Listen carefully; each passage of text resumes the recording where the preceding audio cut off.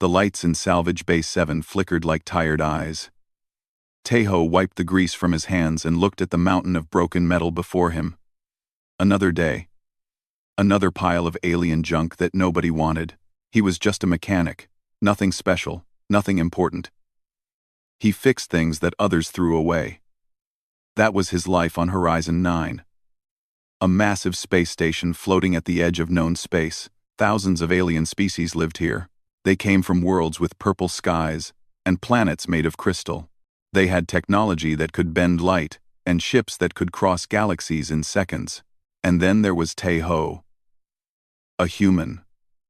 One of the few on this station. Humans were new to the galactic community. They had only discovered faster-than-light travel 50 years ago. To the ancient alien civilizations, humans were like children, curious, loud, sometimes annoying, but mostly ignored. Tejo did not mind being ignored. He liked the quiet of his work. He liked taking broken things and making them whole again. His small workshop was his kingdom, and his tools were his crown. Today, a cargo ship had brought fresh salvage from a dead world called Korath Prime. The planet had burned millions of years ago. Its civilization had turned to dust. But sometimes, valuable things survived in the ashes. Ancient technology, rare metals, things that could make someone very rich. The alien merchants had already picked through the best pieces. The Veltari, with their 4 arms and golden scales, had taken the weapons. The Mox, small creatures with too many eyes, had claimed the data crystals. The humans got what was left. The garbage. Tejo began sorting through the pile. Twisted metal, melted circuits, broken stones. Nothing useful, nothing valuable. His back hurt from bending, and his eyes burned from the dust. Then he saw it, hidden beneath a sheet of burned metal. There was something round, something smooth. Tejo pushed the debris aside and pulled it free. It was an egg. At least, it looked like an egg. It was the size of his head, colored like a dying sunset. Orange and red and gold swirled across its surface like frozen fire. When he touched it, his fingers felt warm. Tejo frowned. He had never seen anything like this before. He turned it in his hands, looking for cracks or markings. There were none. The surface was perfect, too perfect. He walked to the sorting table where Hana was working. She was human too, one of the few mechanics who had come to this station with dreams of adventure. Those dreams had faded long ago, replaced by the reality of long hours and low pay. But she still smiled sometimes, and that was enough. Hana looked up from her work. Her dark hair was tied back, and there was a smudge of oil on her cheek. She raised an eyebrow when she saw what Tejo was holding. "What is that?" she asked. "I do not know," Tejo said. "I found it in the salvage." Hana leaned closer. Her eyes widened. "It is beautiful. Is it valuable?" "I am not sure. The merchants did not take it. Maybe they did not see it." Nah, shook her head slowly. "The Veltari have sensors that can detect a single atom of gold from 1,000 meters away. The Mox can see through solid metal. If this was valuable, they would have taken it." Tejo knew she was right. The alien merchants missed nothing. If they had left this egg behind, it meant they thought it was worthless. Just another piece of garbage from a dead world. But something told him to keep it. Something deep in his chest. A feeling he could not explain. "I will take it home," he said quietly. Hana laughed. "You are collecting garbage now? Your apartment is already full of junk. This is different. You say that about everything."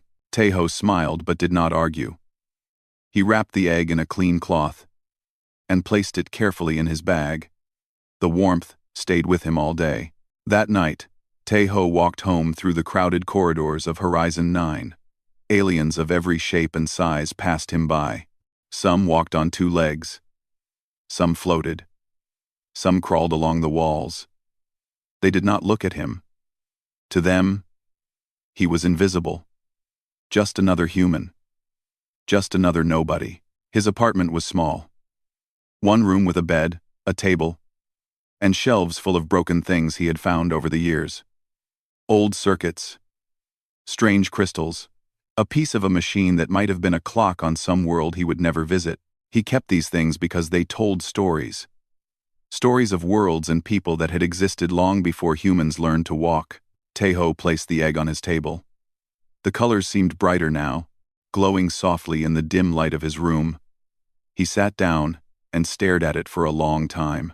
Why had no one taken it? Why had all those powerful aliens with their advanced technology ignored something so beautiful?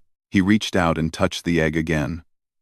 The warmth spread through his fingers, up his arm, and into his chest. For a moment, just a moment, he felt something. A pulse. Like a heartbeat. Like something was alive inside. Taeho pulled his hand back. His heart was racing. He told himself he was imagining things. He was tired. He had worked too long. The egg was just a stone. A strange, beautiful stone from a dead world. But as he lay in bed that night, he could not sleep. The egg glowed softly on his table, and he could swear he heard it humming, a low, soft sound, like a song, like a promise. Something was about to change. Taeho could feel it in his bones. His life as a simple mechanic was coming to an end. Something bigger was waiting for him, something that had waited millions of years for the right person to come along. And for some reason, that person was him. In the morning, the egg was cracked. Taeho sat up in bed so fast that he almost fell to the floor. His eyes locked onto the egg. A thin line ran down its surface like a river of light. The crack glowed bright gold, and the humming sound had grown louder. It filled the small room like music. He stumbled out of bed and rushed to the table. His hands were shaking. He did not know if he should be afraid or excited. Maybe both. The egg trembled. Another crack appeared. Then another. The gold light pulsed like a beating heart, faster and faster. Taeho stepped back. He did not know what was inside. He did not know what was about to happen. But he could not look away. With a sound like breaking glass, the egg split open. Light poured out, so bright that Taeho had to cover his eyes. The warmth washed over him like standing in sunlight after a long winter. Then the light faded, and he slowly lowered his hands. On the table, surrounded by pieces of the broken shell, was a creature. It was small, no bigger than a cat. Its body was covered in scales that shifted colors like fire and smoke. Wings, thin as paper but strong as steel, folded against its back. Its eyes opened, and they were the color of molten gold. A dragon, a real dragon. Taeho had heard stories about dragons. Every species in the galaxy had them. The Veltari called them gods. The Mox called them nightmares. The old records spoke of creatures born from stars, beings of pure energy that could destroy worlds or create them, but they were supposed to be myths, legends, stories to tell children. Yet here one was, sitting on his table, looking at him with ancient eyes. The dragon made a small sound. Not a roar, more like a chirp. Then it did something that stopped Taeho's heart. It spoke, not with its mouth. The words appeared in his mind, clear and warm like sunlight through water. "You found me," the voice said. "I have waited so long." Taeho could not speak. His legs felt weak. He grabbed the edge of the table to keep himself standing. "Who are you?" he finally managed to ask out loud. "I am called Ryu," the dragon answered in his mind. "I was born in the fire of the first star. I have slept for 10 million years, waiting for one who was worthy." "Worthy of what?" "Worthy of the bond, worthy of me." Taeho shook his head. This had to be a dream. He was a mechanic. He fixed broken machines. He was not worthy of anything. He was nobody. "You are wrong," Ryu said, hearing his thoughts. "Many have touched my egg over the ages. Kings and warriors, scientists and prophets, beings who ruled entire galaxies. None of them woke me. None of them were enough. Then why me? I am just a human. We are the youngest species in the galaxy. We have nothing. We are nothing." The dragon tilted its head. Its golden eyes seemed to look right through him. "That is exactly why," Ryu said. "The others were too full, too certain, too proud. Their minds were closed. Their hearts were hard. But you are different. You see beauty in broken things. You care for what others throw away. You have something they lost long ago. What? Hope. Kindness. The ability to wonder. Taeho did not know what to say. He sank into his chair and stared at the small dragon. This was impossible. This was insane. But it was also real. He could feel the bond between them, like a thread of fire connecting their minds. It was strange and wonderful and terrifying. His communicator buzzed. Hana's voice came through, worried. Taeho, where are you? Your shift started an hour ago. Boss is asking questions. He grabbed the device. I am coming. I just woke up late. Are you sick? You never wake up late. I am fine. I will explain later. He ended the call and looked at Ryu. The dragon watched him with calm eyes. I cannot leave you here, Taeho said. But I cannot take you to work either. If anyone sees you, they will take you away. They will study you. Or worse. I understand, Ryu said. I will hide. I can make myself small. I can stay in your bag. Taeho was not sure this was a good idea. But he did not have a choice. He found his largest bag, the one he used to carry tools, and opened it carefully. Ryu climbed inside without complaint, curling up like a sleeping cat. I will be quiet, the dragon promised. No one will know. Taeho nodded and headed for work. His mind was spinning with questions. Why had this happened to him? What was he supposed to do now? What did it mean to be bonded to a creature of legend? He did not have answers. But as he walked through the crowded corridors of Horizon 9, he felt different. The aliens who usually ignored him seemed less intimidating now. The station that had felt like a prison felt like the beginning of something new. Hana was waiting for him when he arrived at the workshop. She looked at him with suspicious eyes. You look strange, she said. Did something happen? Nothing happened, he lied. I just did not sleep well. She did not believe him. He could see it in her face. But she did not push. Not yet. All day, Taeho worked with his bag by his side. Sometimes he felt Ryu move inside. Sometimes he heard the dragon's voice in his mind, asking questions about the machines and the aliens and the strange world they lived in. Ryu was curious about everything. Like a child seeing the universe for the first time, and Taeho found himself smiling. For the first time in years, he felt like his life had meaning, like he was part of something bigger than broken machines and dusty salvage bays. He did not know what the future would bring. He did not know what challenges waited ahead. But for now, in this moment, he was not alone, and that changed everything. 2 weeks passed. Ryu grew quickly. He was no longer the size of a cat. Now, he was the size of a large dog, and his scales had become brighter, shifting through colors that had no names in any human language. Hiding him was becoming impossible. Taeho kept Ryu in his apartment as much as he could. He brought food from the station's markets. Strange meats and crystals that the dragon ate with delight. At night, they would talk for hours, their minds connected by the bond that grew stronger every day. Ryu told him stories of the old times.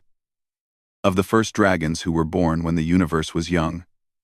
Of great wars fought between stars. Of civilizations that rose and fell like waves on an endless ocean. And Taeho listened, amazed by the weight of history that existed before humans had even learned to make fire. Why do dragons bond with others? Taeho asked one night. Ryu lifted his head, his golden eyes thoughtful. We are creatures of energy. We live a very long time, but we can become lost, empty. The bond gives us purpose. It connects us to the living universe. And it gives our partner something too. What? Power, knowledge, a piece of our fire. Taeho looked at his hands. He had noticed changes in himself. He was stronger than before. His senses were sharper. Sometimes, when he concentrated, he could feel the heat building inside him, like a flame waiting to be released. I am not ready for this, he admitted. No one ever is, Ryu said gently. But you will learn. We will learn together. Hana came to his apartment that weekend. She had been asking questions for days, and Taeho could not avoid her anymore. When she saw Ryu, she screamed. The dragon did not move. He simply watched her with calm eyes as she pressed herself against the wall, her face white with shock. "What is that?" she gasped. "Taeho, what is that?" "His name is Ryu," Taeho said quietly. "He hatched from the egg I found in the salvage. That is impossible. Dragons do not exist. They are stories. They are real," Ryu spoke, his voice appearing in her mind. Hana screamed again. It took an hour to calm her down. Taeho made tea. Ryu stayed still and patient, understanding that humans needed time to accept strange things. Finally, Hana stopped shaking. She sat at the small table, holding her cup with both hands, staring at the dragon like he might disappear at any moment. "This is insane," she whispered. "You know this is insane, right?" "I know," Taeho said. "But it is also true. What are you going to do? You cannot hide him forever. He is already too big. Soon everyone will know." Taeho had been thinking about this problem for days. Ryu was growing fast. In a few more weeks, he would be the size of a horse. Then a car. Then a ship. There was no way to keep something like that secret on a space station where thousands of aliens lived and watched and gossiped. "I do not have a plan," he admitted. "The galaxy will want him," Hana said. "Every empire, every corporation, every warlord. Dragons are the most powerful creatures in the old stories. If they find out one is alive, they will come for him. They will come for you." "I know. So what do we do?" Taeho looked at Ryu. The dragon met his eyes, and through their bond, he felt a wave of confidence, of trust. Ryu believed in him. Despite everything, this ancient creature who had lived for millions of years believed in a simple human mechanic. "We tell the truth," Taeho said finally. Hana looked at him like he was crazy. "What? We cannot hide forever." "So we do not hide. We let the galaxy know. We show them that a human was chosen. We make them understand that we are not children anymore." Hana shook her head. "They will destroy you. They will take Ryu and study him, or kill him. They will try," Ryu said, and there was something in his voice now, something ancient and powerful. "But they will fail. The bond cannot be broken. Where Taeho goes, I go. If they harm him, they harm me, and if they harm me, they will learn why dragons were once called the fire that ends worlds." The room fell silent. Hana looked between the human and the dragon, seeing for the first time the connection between them. It was visible now, like a thread of golden light that linked their hearts. "You are really going to do this," she said. "Yes." She was quiet for a long moment. Then she smiled, small and scared but real. "Then I am coming with you. Someone needs to keep you alive long enough to make history." Taeho felt a warmth in his chest that had nothing to do with dragonfire. He had been alone for so long. But now he had Ryu. And now he had Hana, two beings who believed in him when he barely believed in himself. "Thank you," he said. The next day, they began to plan. Word would spread soon. Curious aliens had already started to ask questions about the strange sounds coming from Taeho's apartment. Rumors were growing. They needed to act before someone else acted first. Taeho was no longer just a mechanic. He was about to become something the galaxy had never seen before. A human bonded to a dragon, and nothing would ever be the same. The news spread like fire through dry grass. Within 3 days, every being on Horizon 9 knew about the dragon. Within a week, the entire galaxy was talking. A human had bonded with a cosmic dragon. The youngest species in the galaxy had done what ancient empires could not. The impossible had become real. Taeho stood at the window of his apartment, watching the chaos below. Ships were arriving every hour, news vessels, diplomatic cruisers, and in the distance, dark shapes that made his stomach tight with fear. Military ships. Warships. The empires were coming. "They are afraid," Ryu said, standing beside him. The dragon was now the size of a small horse, and his presence filled the room with warmth. Fear makes beings dangerous. Can we stop them? Taeho asked. I do not know. I am still young, still weak from my long sleep. In time, I will be strong enough to face anything. But time is something we may not have. Hana burst through the door, breathing hard. Her face was pale but determined. The Korvax Empire has sent a message, she said. They demand that you surrender the dragon immediately. They claim it belongs to them because their ancestors found the egg first. Taeho shook his head. The egg was in salvage from Korath Prime. Korath fell millions of years ago. The Korvax did not even exist then. They do not care about the truth. They care about power. And they have the largest fleet in this sector. Through the window, Taeho could see the Korvax ships taking position around the station. Massive vessels covered in weapons. Designed for one purpose. War. How long before they attack? He asked. The station commander is negotiating. Maybe a few hours, maybe less. Taeho closed his eyes. He was just a mechanic. He fixed broken things. He was not a warrior or a leader. He did not know how to face an empire. But then he felt Ryu's mind touch his own. Warm, steady, full of ancient strength. You are more than you believe, the dragon said. You always have been. The bond chose you because of who you are, not who you think you should be. I am afraid. Good. Fear means you understand what is at stake. But fear does not have to control you. Hana stepped forward. We need allies. There are others on this station who hate the Korvax. Species they conquered. People they hurt. If we can bring them together, maybe we have a chance. Taeho looked at her. She was right. Horizon 9 was home to outcasts and refugees from across the galaxy. Many of them had lost everything to powerful empires like the Korvax. They had no love for conquerors. We need to move fast, he said. Ryu, can you reach other minds? Can you speak to them like you speak to me? Not as deeply. But I can send feelings. Impressions. Enough to get their attention. Do it. Let them know we are not their enemy. Let them know what is coming. Ryu closed his golden eyes. Taeho felt power flowing through their bond, spreading outward like ripples in water.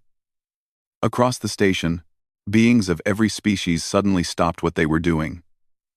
They felt something touch their minds. A call. A plea. A promise. Within an hour, the first allies arrived at Taeho's door. They were a strange collection. A Veltari merchant who had lost his family to Korvax raiders. A group of Mox engineers whose homeworld had been conquered. Human workers from the lower decks who had been treated like servants for years. Old enemies who now faced a common threat. Hana organized them with surprising skill. She assigned tasks, set up communication networks, turned frightened refugees into something that almost looked like a resistance. Taeho watched her work and felt hope growing in his chest. She is remarkable, Ryu observed. She always was. I just never saw it before. As night fell on the station, the Korvax fleet moved closer. Their commander broadcast a final warning. Surrender the dragon, or face destruction. There would be no more negotiations. Taeho stood before his small army of outcasts. They looked at him with fear and hope mixed together. They were not soldiers. They were mechanics and merchants, and refugees. But they were willing to fight. I am not going to lie to you, he said. Tomorrow, we may die. The Korvax are powerful. They have conquered worlds. They have destroyed entire civilizations.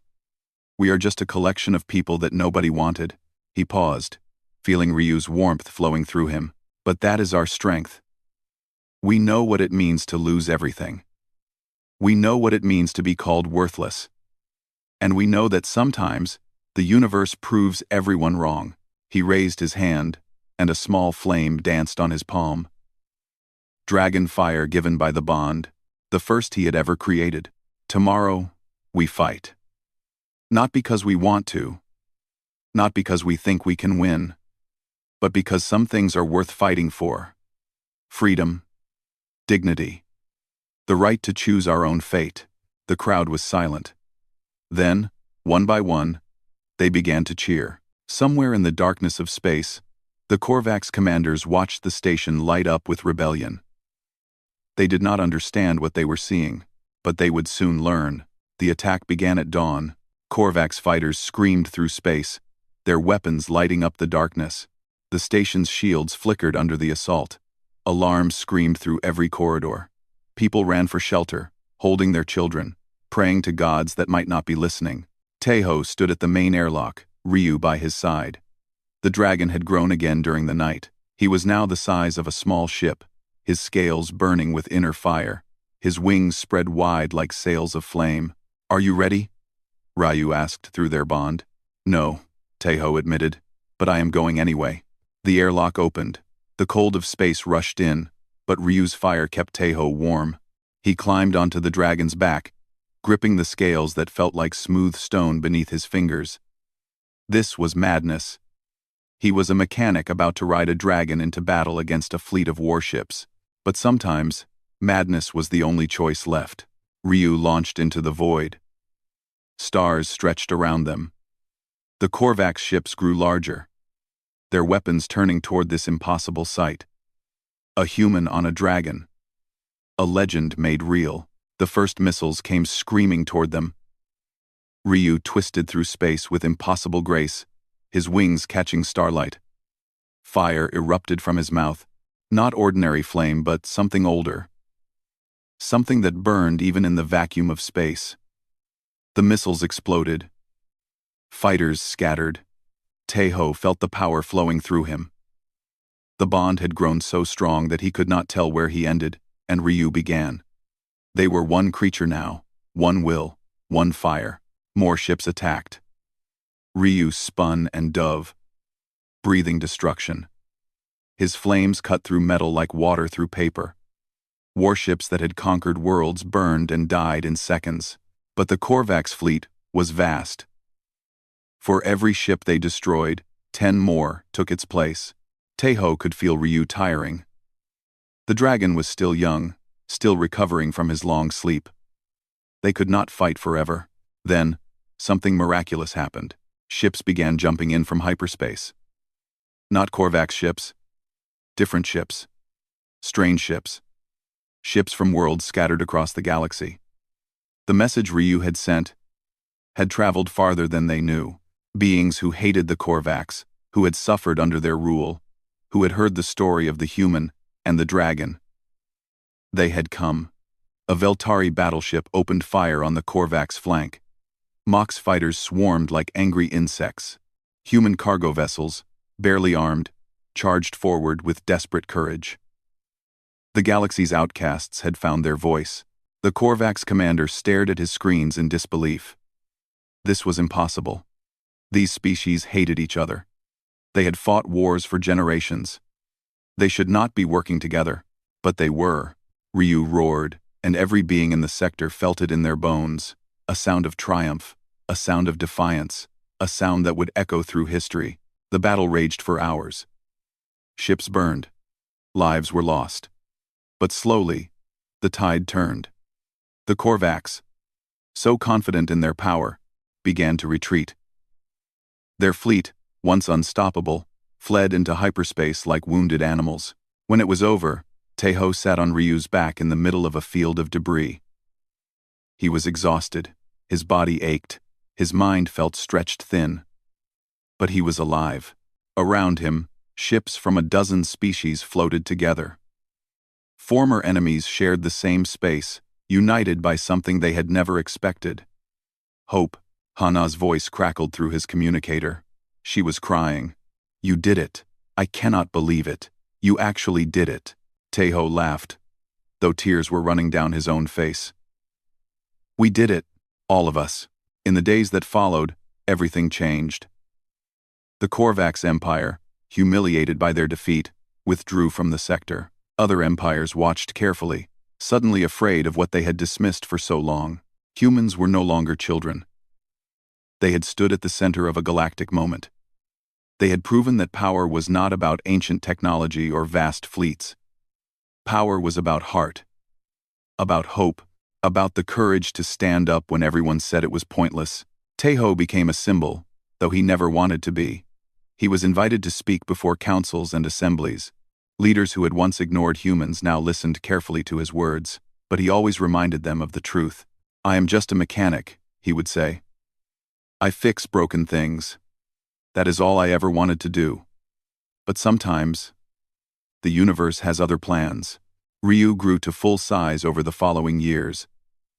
He became magnificent, a creature of fire and starlight that could stretch across the sky, but he never forgot the humble human who had picked up an egg that everyone else had ignored. Hana stayed by Tejo's side. They married on a beautiful planet, with purple flowers and 2 sons. Ryu attended, shrinking himself just enough to fit in the garden, and throughout the galaxy, a new story spread. The story of the dragon egg that no one observed. The story of the mechanic who believed in broken things. The story of how a single act of kindness changed everything.